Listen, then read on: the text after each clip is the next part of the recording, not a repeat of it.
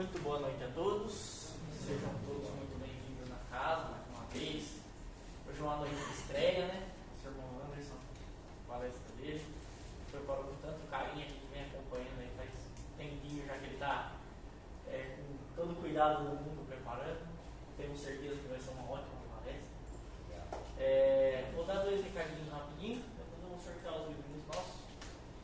O primeiro, dia 19 agora, sábado agora, vai ter um seminário sobre reunião mediúnica com o pessoal da Luz Intermunicipal de Bauru. Guilherme Miguel, todo o pessoal de lá vai vir para fazer esse seminário. Vai começar às 15 horas, terminar às 17, né? Isso. Aí tem um coffee break ali no meio do caminho.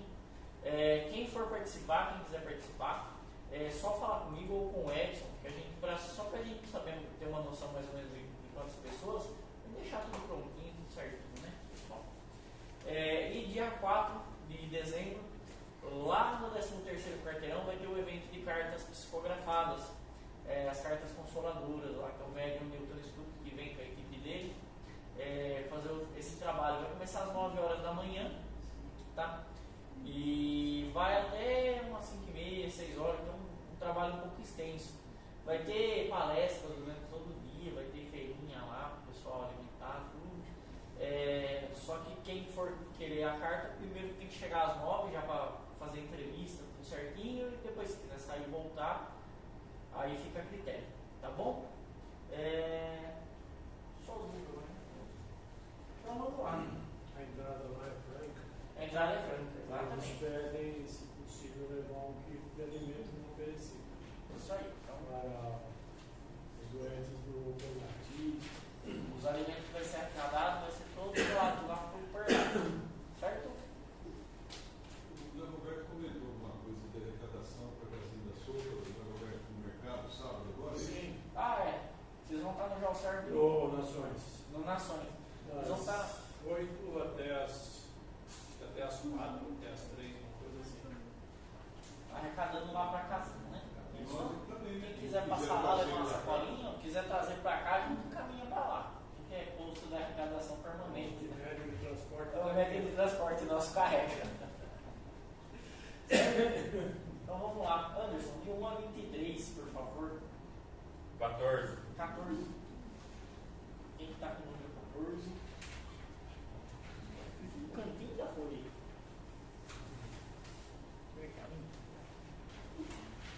Não, número 3. Número 14. 14 perdeu. Então vamos pro 15, né? Isso. Número 15. Então vamos lá. Fala de 1 a 23, por favor. Eu? 7. 7.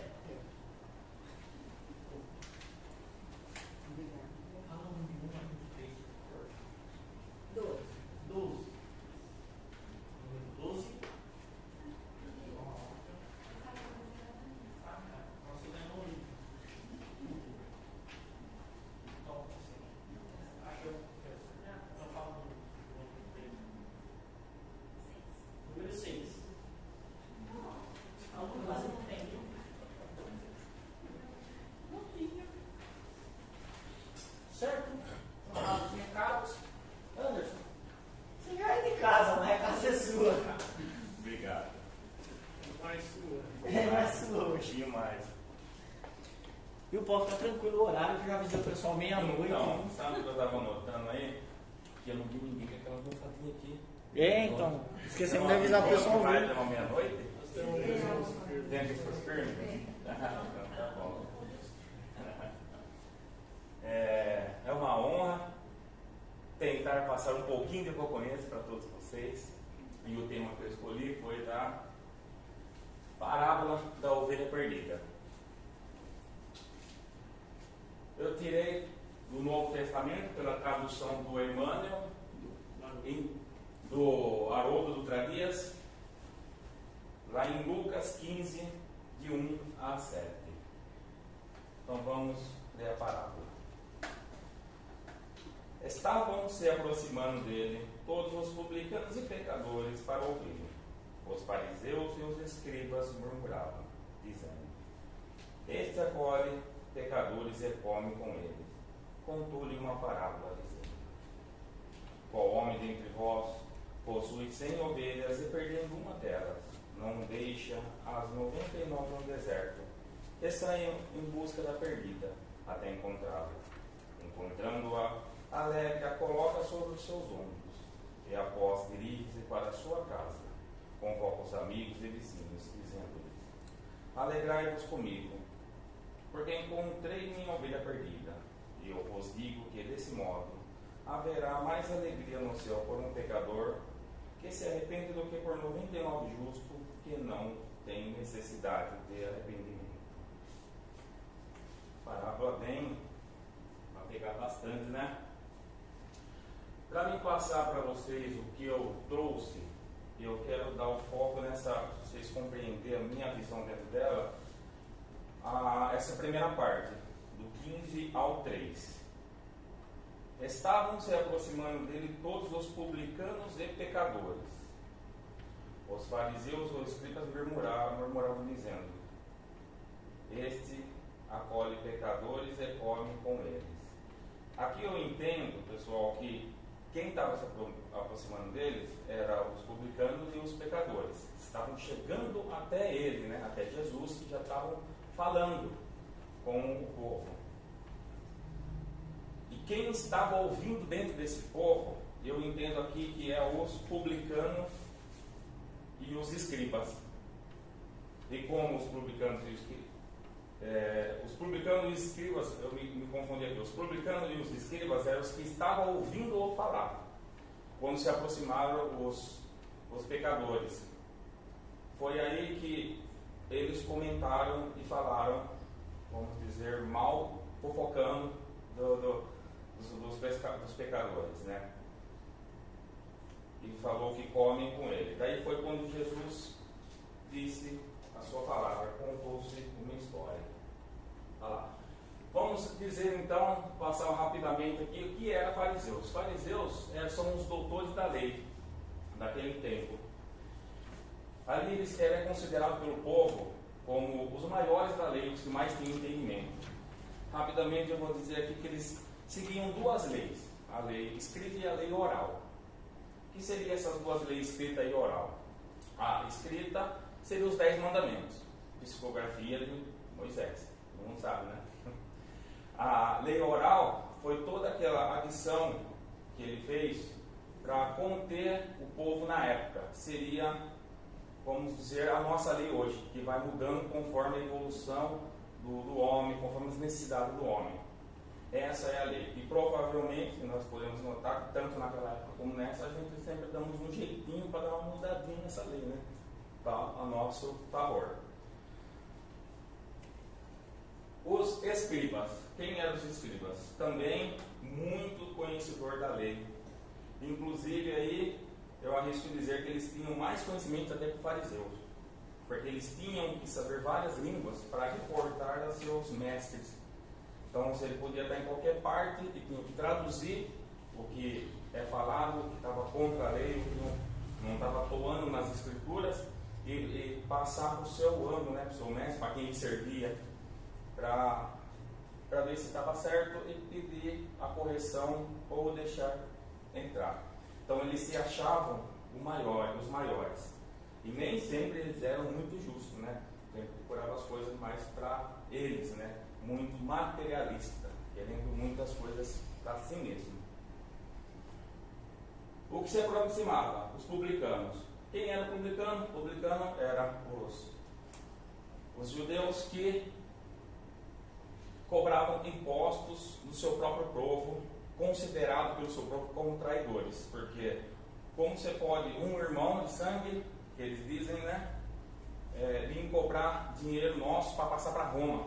Então ele é considerado pelo seu povo como um pecador, uma pessoa ruim, má. E nem sempre eles eram tão justos, cobravam. Porque Roma já cobrava um alto imposto.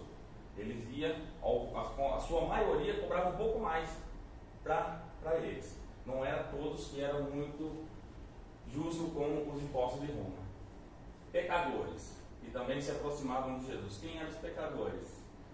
Era todo o todo o povo que não seguia a lei mosaica, os criminosos, as prostitutas,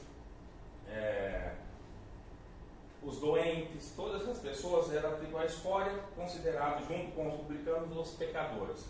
Então esse povo era o que precisava e queriam ser resgatados, queriam ser acolhidos e ouvir uma mensagem de Jesus, que era o que mais precisavam, que se aproximavam. E os fariseus e os escribas, como os muito materialistas e doutores dentro do seu ego, fofocaram deles. Daí Jesus começa. Vamos agora entrar na parábola em si, mais falada. Qual homem dentre vós possui 100 ovelhas? Jesus inicia essa palavra dizendo. Reparem aí, pessoal, uma questão que eu quero que vocês observem bem, e Jesus coloca, qual homem dentre vós? Olha a didática, a inteligência de Jesus. Por isso que ele estava aí uma vez e passou tudo que nós precisamos até hoje, mais de 2000 anos aprendendo com ele. Ele pegou todo esse povo e só não estava falando para ele. Ele trouxe a pessoa, o indivíduo, para dentro da parábola, quando ele colocou, qual homem dentre vós possui 100 ovelhas? Então pega, coloca dentro do contexto para entender. E naquela época, quando você fazia isso, as pessoas, os fariseus que tinham uma didática diferente de aprender, já se colocavam como o indivíduo da história. Quem são as ovelhas? As ovelhas são todos nós.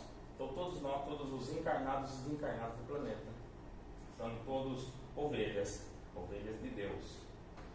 Qual que é a característica principal das ovelhas? Nós somos todos dóceis, com postura simples, somos frágeis.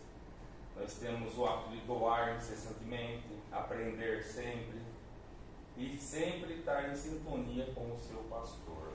Esse é o nosso objetivo, por isso que Deus nos colocou Jesus como o maior pastor. Essa é a característica principal da ovelha, que nós todos somos as ovelhas.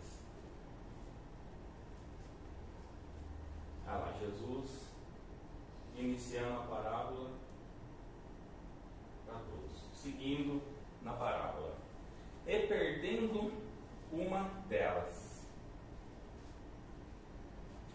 Quando nós aqui, todos os espíritos aqui na Terra, estamos aqui, em outros órgãos vamos falar mais aqui na Terra, estamos encarnados, desencarnados, nós estamos como a nossa postura aqui, assim, Jesus nos abraçando. Nós estamos sempre abraçados, por mais que não sentimos, estamos abraçados com Jesus. Estamos. Ele sempre quer e necessita do nosso abraço, como nós muito mais dele. É assim que a nossa postura aqui, assim que nós deveríamos estar em sintonia com Jesus. E é assim que ele nos quer. E como nós podemos nos perder de Jesus? Afinar a sintonia, como a gente vamos se desligando e saindo do braço da conchita de Jesus. O materialismo é exatamente o que os fariseus e os escribas mais gostavam naquela época, do materialismo. Eu coloquei aqui a cidade, então está dando para ver todo mundo aqui, estou na frente? Não. A cidade, eu coloquei assim uma cidade ali para vocês notarem que ali dentro de uma cidade grande tem tudo que há de materialismo, está ali. Tudo que vocês for pensar tem uma cidade. Então a imagem do materialismo em si, a cidade grande. Quando nós viramos as costas para Jesus, como viramos as costas para Jesus? Viramos as costas para Jesus quando paramos, agradecer quando acordamos, fazer uma prece. Na hora do almoço, agradecer pelo alimento, agradecer pelo dia maravilhoso. Ao dormir, fazer uma prece, agradecendo pelo dia. Assim nós começamos, terminando, tirando esse negócio pela correria, a gente começa se afastando, afinando nossa sintonia, diminuindo nossa conexão com Jesus e olhando mais para as coisas da corriqueira, que é o materialismo que nos puxa, e vai acontecendo o quê? Nós rompemos o elo de ligação com Cristo. Quando rompemos o elo de ligação com Cristo, damos margem para espíritos zombeteiros, para amigos zombeteiros, influenciações, para nos tirar de um caminho até aqui legal que estávamos cumprindo. Damos margem para grandes tentações. Daí eu tirei do livro Confia e Segue, de Emmanuel, a lição Tentação. O que Emmanuel diz para nós nessa lição? Somos todos tentados pelas forças exteriores da vida, segundo a nossa necessidade de purificação interna. Isso equivale a dizer que cada criatura sofre a tentação conforme a natureza que lhe é própria. O que Emmanuel está querendo mostrar para nós nessa parte aqui? Purificação interna. O porquê que nós olhamos muito o materialismo das nossas muitas encarnações. Se nessa estamos assim, porque a passada foi muito pior. Então, se está bom aqui, foi bom pior. Se está ruim aqui, foi muito pior para trás. Isso seria a nossa purificação interna de vidas passadas, que vai nos trazendo nas tentações, conforme a natureza que lhe é própria. Então, a natureza de muitas e muitas encarnações no erro. Continuando ainda na mensagem, mais à frente, não te creia simplesmente tentado pelas outros a descida ao despenhadeiro das trevas. Somos nós mesmos que, estendendo o fio do desejo, atraímos em nosso prejuízo ou em nosso favor a companhia que nos acrescentarão as forças para a queda nas sombras ou para a ascensão da luz. Aí Emmanuel diz tudo aqui, né? Não adianta a gente culpar nosso amigo que vai levar nós para algo que nós não queremos, um espírito que está falando no nosso ouvido, alguma coisa assim. Não é a nossa tendências do passado que traz, é o nós que queremos, a nossa força de querer algo que é hoje que a gente podemos dizer desnecessário, o excesso. É muito desnecessário. Não precisamos de tanto materialismo assim para viver bem. Para continuarmos, vamos pôr um vidinho para vocês refletir.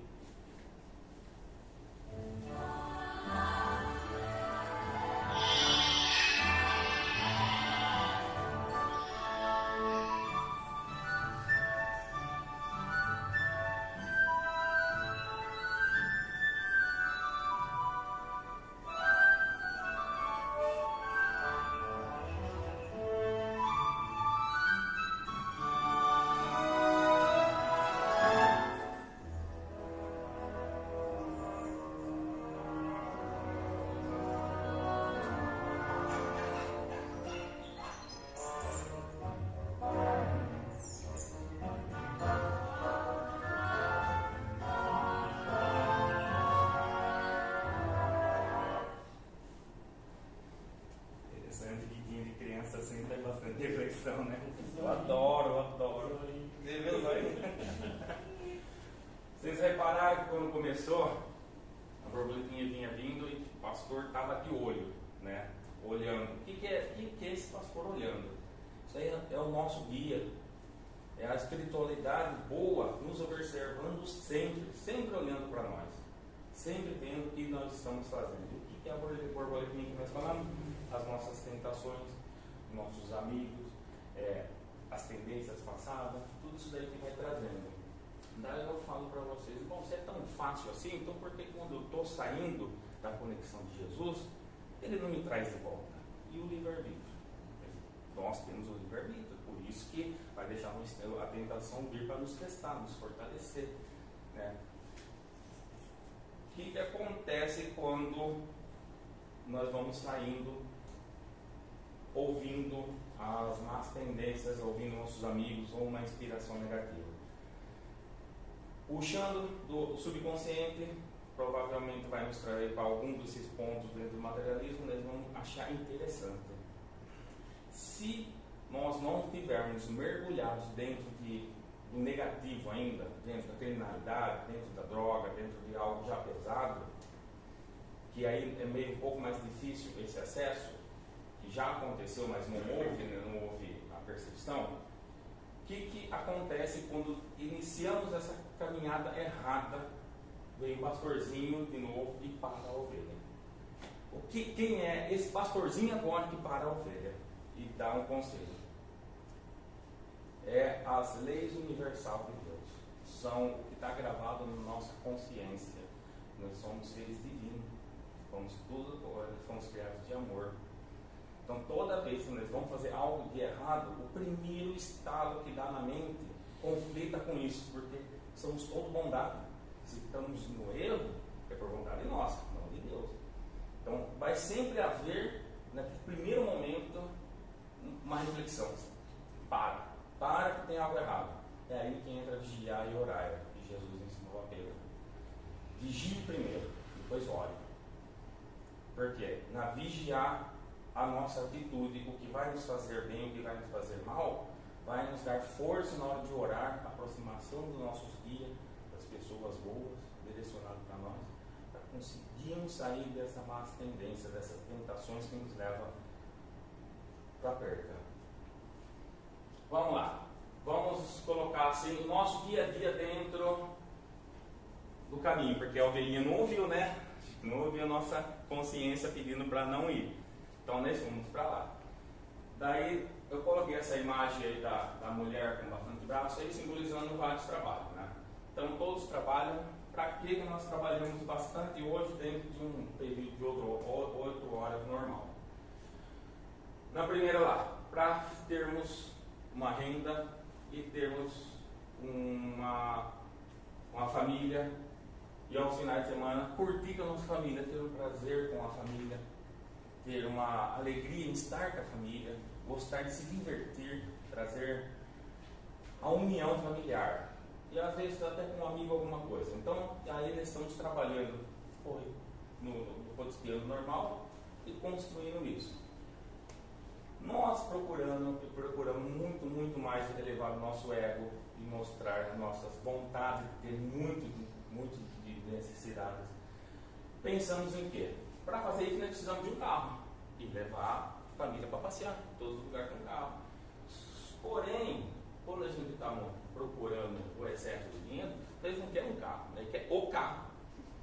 E quando nós vamos querer o carro, o dinheiro tradicional do trabalho nosso não funciona, não dá, não chega nesse carro, não dá para ter ele.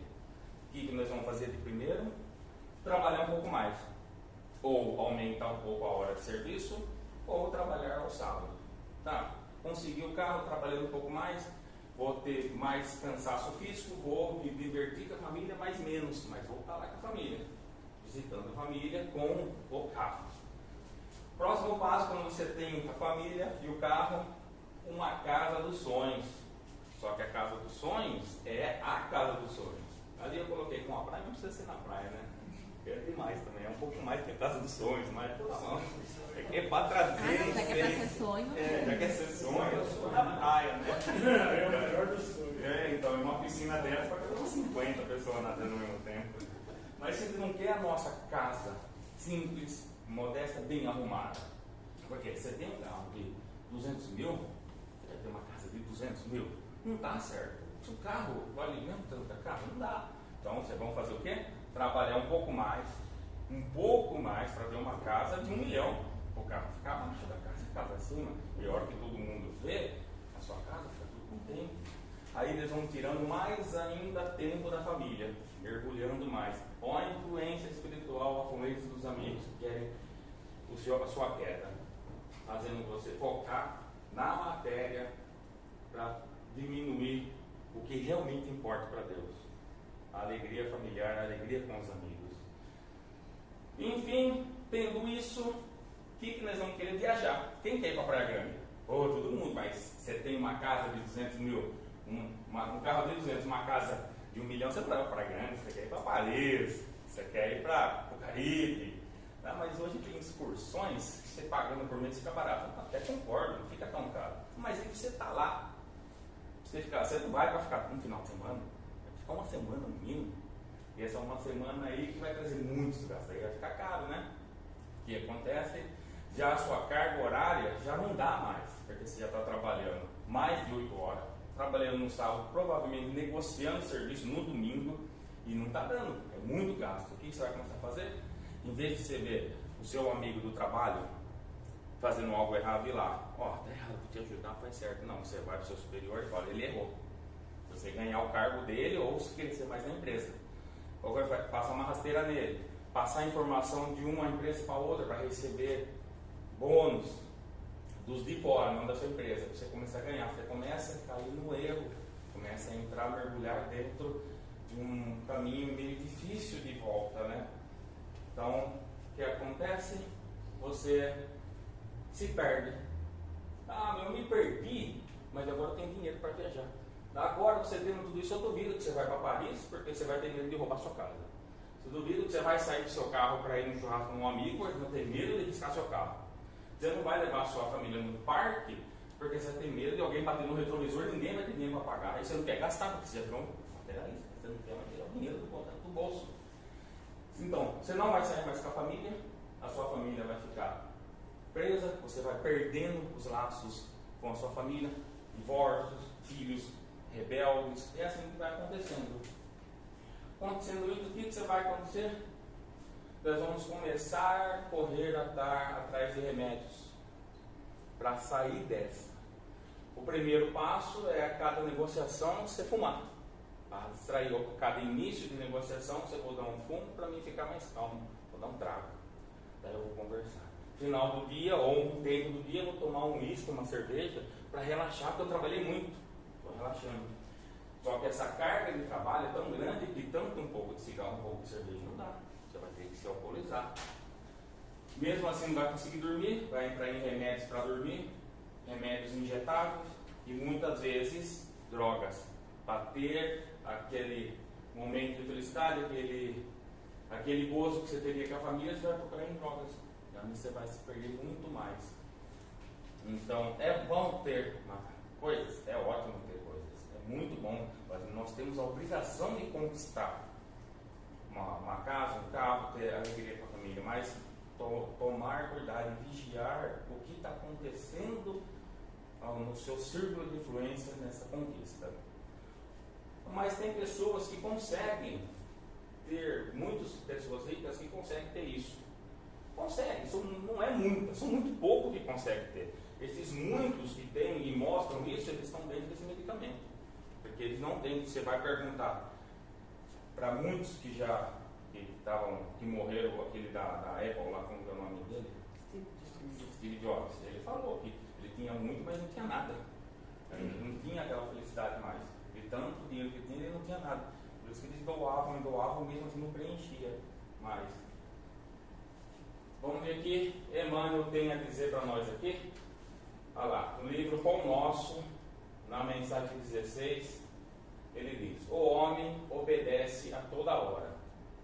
Entretanto, se ainda não pode definir a própria submissão por virtude construtiva, é que não raro atende, antes de tudo, os impulsos baixos da natureza, resistindo ao serviço de autoelevação. Aí o porquê nós temos que vigiar. Nós temos muita tendência negativa, nós temos muitas encarnações que nos levou à queda. Isso que Jesus falou a Pedro: vigiai, Pedro, vigiai, depois orai. Vamos andando um pouco ainda na palavra. Deu para ter uma ideia, um dos pontos que nós se perdemos, né, nessa caminhada aí.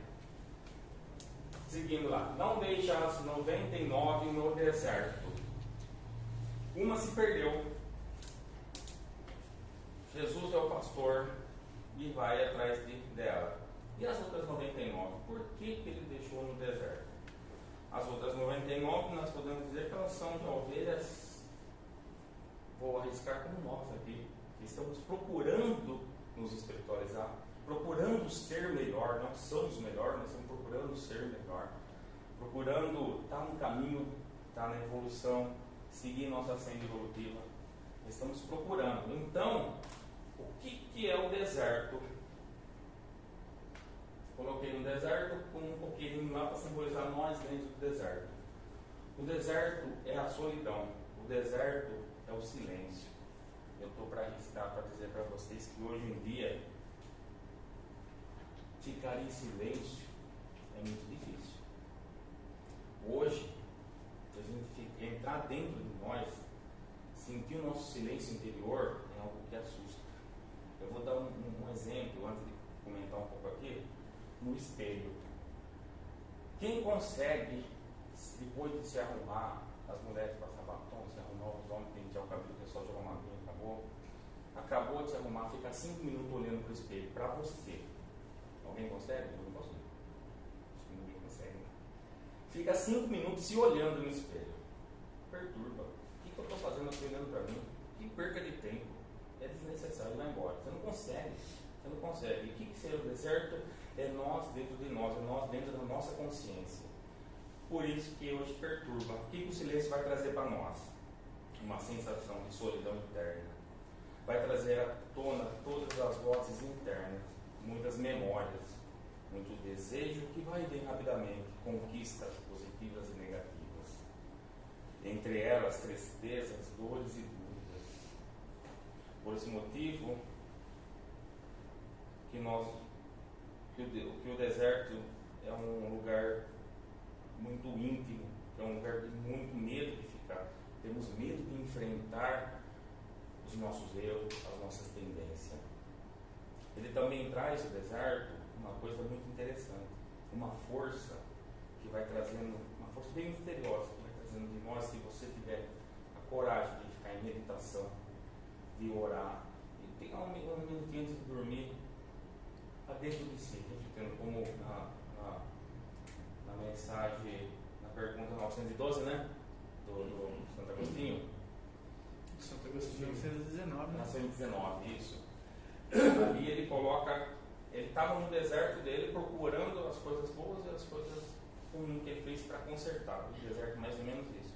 Só que com o tempo, a gente meditando, pensando no que nós temos, enfrentando nossos medos, enfrentando e até recebendo, nós vamos despertar a percepção. Para quem? Para o nosso guia espiritual. Ele está sempre ali, sempre com nós. E ele está na nossa consciência. Poucos conseguem vê-los, os médiums, mas os têm sido ver. Uns sentem, mas ele está com nós. Então, toda vez que nós começarmos a meditar com um certo tempo, e enfrentarmos essas vozes que vai nos perturbar, que vai nos julgar todo o tempo, nos comparar, assim que nós conseguimos silenciá-la, vamos ouvir o nosso guia. É ele que vai estar falando na nossa cabeça, ele que vai estar nos aconselhando. Então é isso que Jesus quis fazer com aquelas ovelhas. Vendo que uma se perdeu e as outras estavam firmes ali, ele deixou elas no seu íntimo, deixou ela na sua consciência, com o seu guia para reflexão e fortalecimento. Olha lá que o Alírio diz para nós, não precisava nem falar, só colocar essa mensagem do Alírio aí. O deserto é um local ermo, afastado, sossegado. É que as vozes que alertam a consciência só poderão de fato ser ouvidas se o ser espiritual estiver liberto das demais impressões que as influenciam. Portanto, deserto aqui significa na solitude de si mesmo, ouvindo a voz da consciência, o seu guia espiritual, o seu anjo da guarda. Está no livro Equilíbrio Existencial. Maravilhoso livro, não consegui terminar de ler ainda, porque eu estava desenvolvendo a palestra, não consegui finalizar esse livro. Tá vendo? É livro de estudo, né? Que nós temos que fazer. Vamos andando ainda na parábola. Deixando as 99, o que acontece? E saem em busca da perdida até encontrá-la. Olha lá, Jesus saindo, o bom pastor saindo atrás da que se perdeu e as 99 ficando. Eu quero que vocês observem também essa palavrinha, até encontrá-la. Olha que interessante isso daí. Jesus ali está afirmando na parábola, que ninguém se perde. Ele tem certeza absoluta que vai nos encontrar. Por isso que é até encontrá-la. Não vou procurá-la. Se eu achar eu volto, ou se eu vou procurá-la por um tempo. Não, até encontrá-la. Porque ele sabe que ele vai encontrar. Diferente de nós que não dá uma volta de quarteirão, não acha e vai para casa. Não, ele vai porque ele tem certeza que nós vamos nos arrepender. Que as leis universais estão aí para nos ensinar. E a dor não é castigo, e sim ensino. A dor é uma didática dele para nos colocar para cima, para não refletir, não fazer mais. Por isso que ele vai até encontrá-lo. Que é um pastor? Ele sugere uma ideia de grandeza, admirável, um ser espiritual de conduta nobre. Os pastores, vamos colocar aqui, quem é o nosso primeiro pastor? Nosso Criador, Deus. E ele colocou na nossa consciência leis universais para que possamos caminhar até que sozinho, mas não estamos bons o suficiente para isso ainda. Um outro pastor que andou entre nós, Jesus, um espírito puro, um espírito que já venceu tudo que nós já passamos e que sabe amar o seu amor é inabalável. É um pastor que trouxe todos esses ensinos para nós que nós estamos estudando aqui. Um outro pastor que nós podemos dizer, ali que nós falamos no deserto, é um mentor. Após nós meditarmos, refletirmos, lermos, agradecer, aprender a ouvir a sugestão dele, você vai ver que esse pastor, que é o nosso guia, ele não sai do nosso lado. Ele só vai dar uma trégua de nós quando nós estamos felizes em algo bom. Daí ele vai deixar nós curtir a felicidade sozinho. Quando nós estamos em dúvida ou em alguma caminhada, ele está com nós. Eu tenho certeza que ele está aqui, porque eu parei de tremer já. Eu só parei com 3 slides e ia parar. Os 4, eu já parei agora de tremer, então ele já chegou aqui. Oi, companheiro, vamos? Vamos, que agora você parou, hein? Agora você para de gaguejar e vai. Outros pastores que nós podemos dizer, porque se você for pegar lá antigamente, o pastoreiro funcionava assim: existia o pastor maior e mais 2 ou 3 pastores menores. E esses 2 ou 3 estavam sempre em treinamento. Então, quem nós podemos entender como os pastores menores que estão em treinamento, mas já estão como pastores? Quem? Francisco de Assis, que veio aqui passar ensino para nós. Chico, podemos considerar. Kardec, que nos ensinou. São pastores menores. Não são grandes pastores, mas pastores que já trouxeram algo para nós andarmos e refletirmos no nosso deserto interior. Divaldo, com tanta mensagem, citei Divaldo, porque tem uma mensagem agora de Divaldo muito, muito forte agora. Divaldo, ainda encarnado, um missionário. Missionário, a gente podemos classificar como pastor? Eu classifico como pastor, porque é o livro que nós estudamos e crescemos com ele. Então eu acredito, valor menor. Ainda aprendendo, ainda errando. Por isso que um pastor mestre e os outros pastorinhos, aqueles lá E quando sai em busca, não é os menores, é o pastor, o grande, Jesus, Deus. Ele que sai, os outros ficam, porque eles ainda cometem erros. Olha lá, que Jesus diz a Pedro, no livro, quando voltar a primavera, na mensagem 3, é do Espírito Amélia Rodrigues pelo Divaldo. Jesus fala para Pedro uma linda mensagem. Amar os bons é dever de retribuição, as 99. Já estão salva, estão no caminho. É dever de retribuição eu amar minhas 99. Mas servir e amar do que eles menosprezam de nós e nos duvida é caridade para eles e felicidade para nós. Um pouco difícil, né? Pensa aí, vamos pensar hoje. O Brasil assim está dividido em 2. Você amar o outro lado não está fácil hoje. Mas devemos amar. Do outro lado, amar o lado de cá também não está fácil. Porque você amar esse, mesma ideia, mesmo pensamento, mesma lógica, é fácil. Isso daí é só que retribua o que ele me faz. O outro que é contra o seu princípio. Está lá, ó. Jesus ensina. É caridade para com eles e felicidade para com nós. Mesmo que não tenham o mesmo entendimento que nós, mesmo conceito que nós. Continuando. Encontrando-a alegre, a coloca sobre os seus ombros e após dirige-se para a sua casa. Então, Jesus saiu em busca porque ele tinha certeza que ia encontrar. Nós chamamos porque se perdemos e doeu.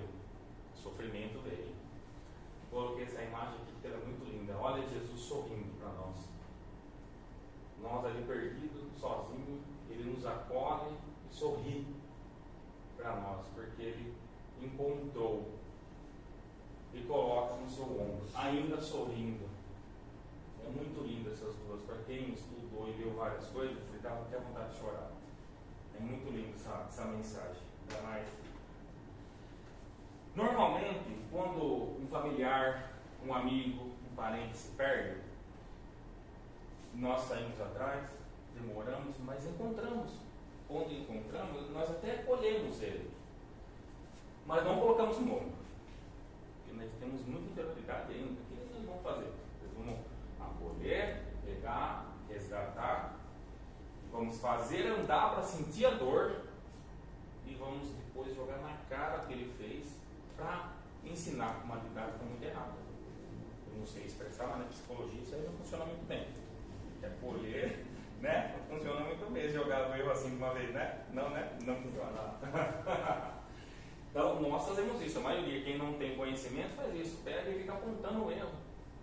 Acolhe, resgata, mas põe erro. Mas Jesus não. Jesus pega, coloca, meu filho, você não vai andar, você já sofreu.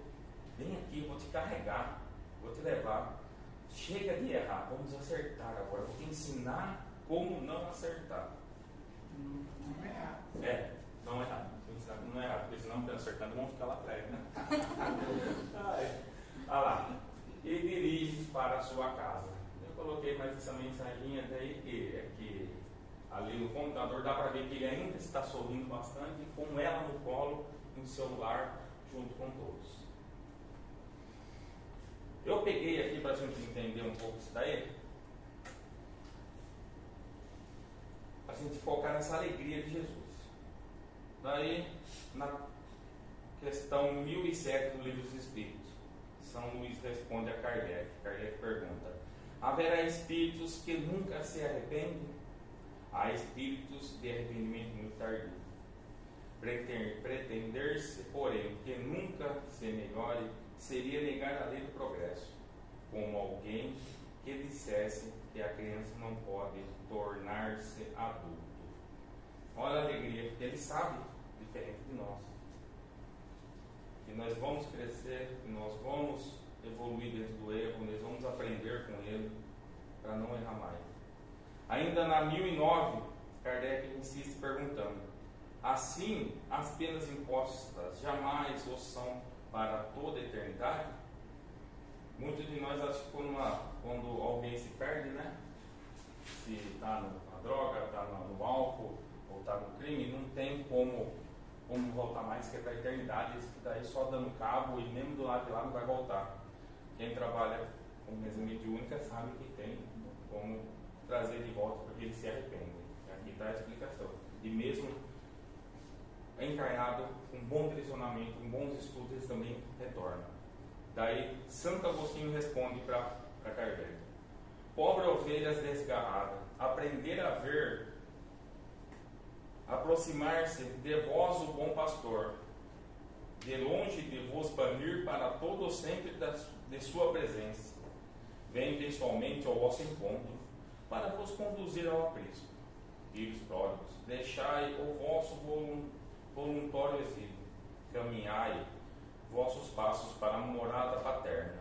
Ó Pai, vos estende os braços, está sempre, ó Pai, vos estende os braços e está sempre pronto a festejar o vosso regresso ao seio da família. Está vendo? Vigiai, ele sempre está com nós. Jesus sempre nossos guias, um bom espírito. Eu fiz isso porque não tem ninguém comigo, eu fiz isso porque eu não tive uma orientação, mas só nós abrimos a percepção, olharmos para o lado, você vai ver tanto encarnados como desencarnados, estão todos ali para nos ajudar. Santo Agostinho nos confirma isso. Vamos lá, continuando. Convoca os amigos e vizinhos, dizendo-lhes: alegrai-vos comigo, porque encontrei minha ovelha perdida. Olha Jesus ainda alegre: alegrai-vos comigo. Continua na felicidade. Isso acontece com o nosso dia a dia, né? Quando nós trazemos alguém que está no descaminho, depois de no lar, ou no hospital, ou em algum lugar, para que ele está salvo, nós pegamos o telefone e ligando para todo mundo. Consegui, ele está aqui comigo agora. Recuperei meu filho, meu pai, meu irmão, meu amigo. Você sai contando para todo mundo. Acho que vem da natureza nossa provavelmente essa palavra que vem falando para nós há 2000 anos na nossa cabeça e ainda não aprendeu, né? Então, às vezes, esse pouquinho vem essa tona, porque isso é constante. Eu duvido que tem alguém que quando tem um amigo ou que está doente, alguma coisa, que ele se recupera, não sai ligando para todo mundo, contente. Todos são assim. Então, Jesus também mostrando que nós estamos no caminho certo. O porquê Jesus se alegra com nós, fora essa daí. Vou contar uma historinha rapidinho aqui, para fazer isso daí. Vamos dizer assim, ó, porque a matemática nossa é um pouco diferente da matemática divina. A matemática divina é perfeita, a nossa sempre vai um pouquinho, como os fariseus, puxar um pouquinho para nós, né? Então vamos lá. Imaginemos aqui que cada mulher daqui tem 100 casas para limpar todos os dias. E cada homem aqui 100 telhado para trocar todos os dias. Todos os dias é assim. Nós temos isso. De repente, a senhora liga para você e fala: hoje você não precisa vir para minha casa. E o rapaz liga para você e fala: hoje você não precisa vir assentar um telhado, colocar um telhado para nós. Qual é a nossa reação? Pô, tem 99? Você não vai fazer falta. Nem no financeiro vai afetar. E eu vou ter um tempo para descansar. Eu vou descansar. Eu vou sair procurar para completar meu dia. Vai que eu bato. Vai que eu me machuco. Não vou sair, não. Vou ficar aqui. Mas para Deus, para Jesus, não. Faz falta. É importante. Porque Deus confiou-nos a Jesus. Jesus falou: nenhuma das ovelhas de meu pai se perderá. Então, todos para nós. A matemática dele não é igual a nossa. Nós não vamos se contentar com 99. Nós se contentamos com 99. Ele não, ele quer 100. Então, por isso que ele sai na certeza de nos pegar, de nos recolher, de nos auxiliar. E para o final da parábola, eu vos digo que deste modo haverá mais alegria no céu por um pecador que se arrepende do que por 99 justos que não têm necessidade de arrependimento. Quem ouve assim, lendo rapidamente, acha até estranho, né? Jesus fala isso, né? Que vai ficar mais feliz com quem se perdeu. É bem, sei lá, soa tão legal, né? Mas a hora que você começa a estudar, é uma lógica. As 99 estão salvas. As 99 estão no aprisco. Ainda não estão 100% evoluídas, mas elas estão lá. É o dever de retribuição. Então, por isso que a espiritualidade fica mais feliz quando pega a perdida. Porque a perdida, ela estava na queda. A perdida estava, além na queda, muitas delas levando outros para a queda.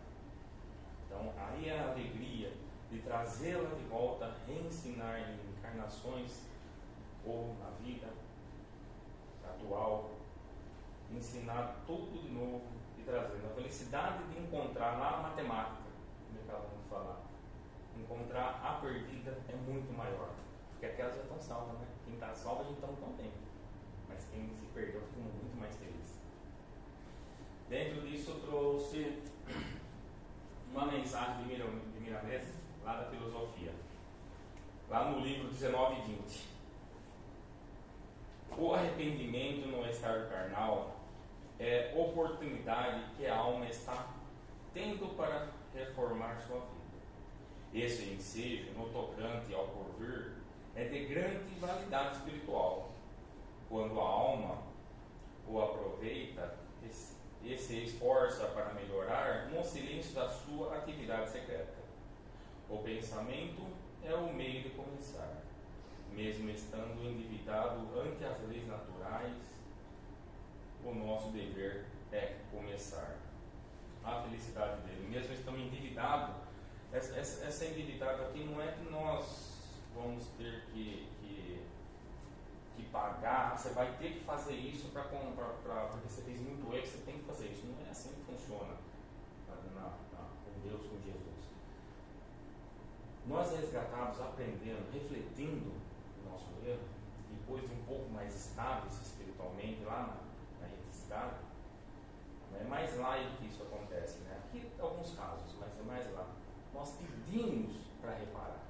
Ele não impõe a reparação. Nós temos que reparar. Mas Ele sabe, Deus sabe, que nós vamos pedir a reparação. Que nossa consciência, nossa pensamento não vai deixar de nos cobrar, porque nós não vamos conseguir ficar em paz nem lá. Existem muitos e muitos livros que relatam isso. E um dos livros é bem conhecido, muito grande, bem conhecido, que é Memórias do Suicídio. O filho de um médico da colônia, ele está ajudando lá, não precisa mais encarnar, mas ele pede, porque ele tem uma pendência subconsciente, ele não deixa ele ficar em paz. Ele pede para voltar, mesmo com medo de errar. Não precisamos de tanta coisa que ele já faz bem lá. Continuando, na mesma mensagem mais à frente, a consciência sendo o tribunal dentro de nós é igual à nossa mestra. Dentro dela fala a voz de Deus, que a tudo comanda. O homem arrependido se mostra ávido pelo cumprimento do dever e passa a entrar na competição, travando lutas consigo mesmo na aquisição dos valores imortais do espírito. Aí que eu falei. Você pede para fazer, você vai conflitar seu negativo com o positivo e não vai querer deixar nenhuma pendência. Mas no final da mensagem, eu também comentei aqui no começo, tendes exemplos de espíritos que voltam. Isso é o que volta, são que volta entre mensagens e psicografia, dizendo aos homens que ninguém morre, que a vida continua, que deve aproveitar os ensejos de mudanças de vida, sempre com Jesus, pois o Mestre não desampara suas ovelhas. É interessante. Estamos chegando no fim da palestra. Eu achei que eu ia fazer uma palestra até a meia-noite, mas o Diego foi dando sinal assim para mim, ó, não faz, então fui encurtando um pouquinho. Vou colocar um vidinho, que é o vídeo da parábola. Pedir para vocês todos refletir no que eu falei. Se eu não baguncei a mente de ninguém, eu acho que não, né? Está tudo em ordem, né? Então, se não tem uma psicóloga para ajudar vocês. Daí, conforme a parábola não está tão fielzinha a essa, porque eu não achei uma bem fiel, mas ela está bem igual. Reflita o que eu falei dentro do filminho da imagem, e após eu já vou fazer a prece final para nós nos dirigirmos ao passe. Então eu já vou deixá-los parar. Cadê? O senhor que manda.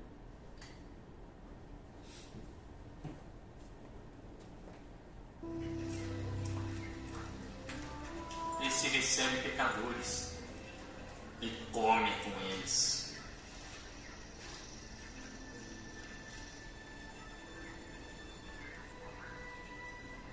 Que homem dentre vós, tendo 100 ovelhas, e perdendo uma delas, não deixa no deserto as 99 e vai após a perdida até que venha a achá-la?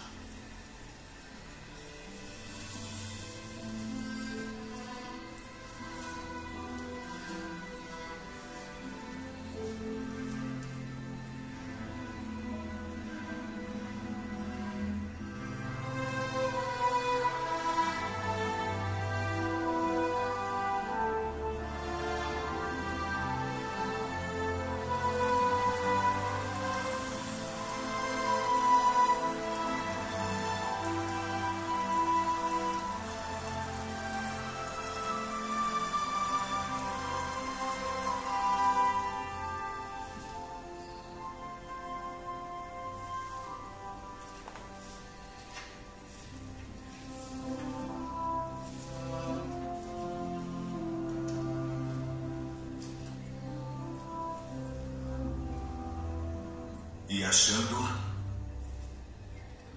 a põe sobre os seus ombros jubiloso.